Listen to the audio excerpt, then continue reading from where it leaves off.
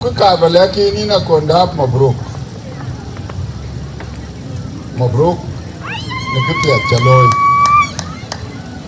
Cieng Paanda ni ke number 1. Daru Paanda along tiene Cieng tin. Kutiene Cieng tin ni ka yikere dinwi. Kudiar ko kan ke pinga ayo ke din piade. Mabruk ni ke kor buken. We fananin wadia kulan anni ci jame ne kaya munasaba Lueth your colleague Lueth ne ti jabelelo na jabeyoga CK ke dierku kudunu kokok dunu ko ci jon dunu ko ket yi ba yi pion ko kon ku pion bai ku ke dier ke men bai na che gol ma kwa ti di le ne te we ni na che gol ma kwa ku kala bor ku kala junu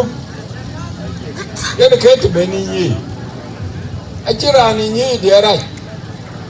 ye de ke ga kala kini na konda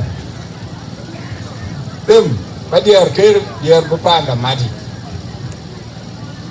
dier bu Paanda mati dier be ko iruda pala we ken ku buka chengto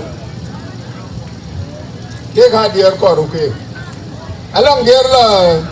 dier wini ma kri chole ga lele ne a chu ga kor ga dier ga a chu ga ko kuin ma kri dier ga a che pol radio da kumai a kai to in the social media yana ke pin ra wele runa godi ran lam telefunde taka function lo ko ka dai now in the social media value in our TV. This is a problem. So ke dia le we ko che ben ku ke le we mi we ko di do ka mi yen telephone do ka mi yen telephone ku do ka mi pyo bi ya dai telephone kai to telephone ya rajare ku karya ke ache na nyar mendu ke badil wai telephone ta mar mendu ke wai telephone abriya ko mantini lanu kai ga nyoda telephone ache kage chan ku ka ache kage lamya so temku bu mi ta pen telephone kuna ye pan long i television ko do ko mi cho dai television ya kai na chi bena le barnami ni mi program mi ene ka chol ke bi dai kri mi ku chop ke kuna ba ga ya cho to welom a flam ni ke dai ke ka ya ga lo wan yar ka mi kon bu ka cha ga yo ene ke ton we ke ne we tie we kolom mi dem ko bu mi ko bu ko protect it bu ka ti bu ka koy ne ke ti ke to e choria a chulo ke ne ka chingi chulo che wo ke ne loy ka chingi chulo da ka ba le we dia we fana ku ke don wa de we fana ni na kiranja api wala je ke dir ke jidi da kerle loku bai ka cha kur bala bai ya ke di juba nu akar ba ping next time ku berbe bene ne kor ba di ping dini wa yoglo loku Paanda achambia tawe nu ku ber ku be dire yen wa lo Paanda ene ke dien wel we fanadin alwela kede. Let us encourage our people. Luku koko se jaobi la bai. Bai chibu koi, bai chibu dik kwa liuti. Ebu la bai. Paanda. Bulo chomda num. Ene ka bewa yakot.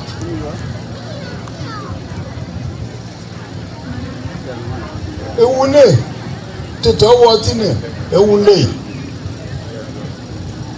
kuunle chemi juiti kuundon peri na torbe gin kai buku Paanda bo torbe da bula chergo wa kai unda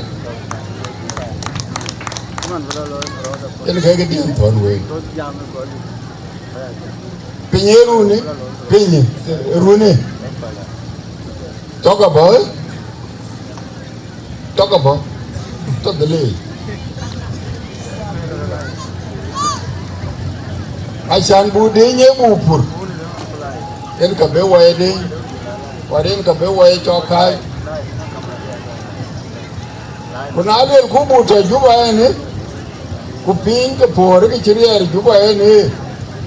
ku pin ka ti la Paanda ka wan bulapur wabilapur danu ke yo mi yu ku be pa ne mi yu ku be achin ku wo ko muske de kaman dollar ka chijage to kalnyina ku kayela be dollar ale be mi a dollar ka chige to kalnyina ya to be jalbe waje de hale ku yenin ke de na de ke te ke ke chine jale wo Cieng bula pura go gudre kwad alum domi loku bula pura chom danom achiran wa dom chilwele dunu pure ne kuyena ka bene chom ne go ke ne ka benja kuna bujal to ne ka chilu kunwo yero panani ne ya lela katka dida Cieng ini tunggu panani ni dia ke panani ni kaya ke daikin. Naya dia panani ke daikin ke panani ni karbadi ke. Din be wadu bai chan be wabe direct enelami. Munasabat yu ke loye na abi. Kuka yu ke loye ni ke biji along ibu ya ni